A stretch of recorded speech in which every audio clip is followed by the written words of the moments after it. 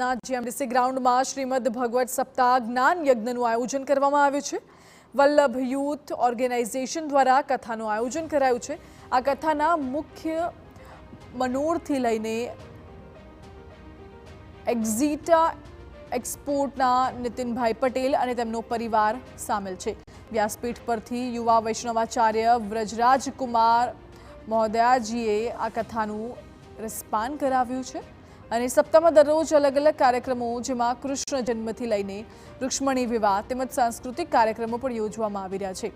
GMDC ગ્રાઉન્ડમાં કરવામાં આવેલા આયોજનમાં એકસાથે 15,000 જેટલા વૈષ્ણવો કથા સાંભળી શકે તેવી ખાસ વ્યવસ્થા પણ ગોઠવવામાં આવી છે। યુવા ભગવતાચાર્યને સાંભળવા મોટી સંખ્યામાં વૈષ્ણવો આ સપ્તાહમાં આવી રહ્યા છે।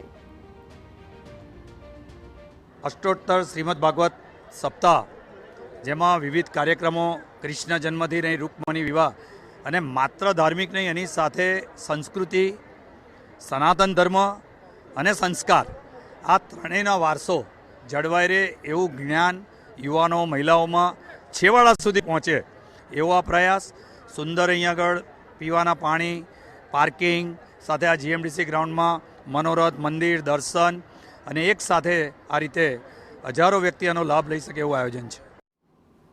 તો આ સાથે જ વલ્લભ યુથ ઓર્ગેનાઇઝેશન પણ આ આયોજનમાં સહભાગી છે। વલ્લભ યુથ ઓર્ગેનાઇઝેશન કે જે એક સેવાભાવી સંસ્થા છે અને સમાજ ઉપયોગી કામોમાં આગળ પડતો ભાગ ભજવે છે। તેમના સંયોજકે ભાગવત કથાને લઈને સમાજને સંદેશની વાત કરી।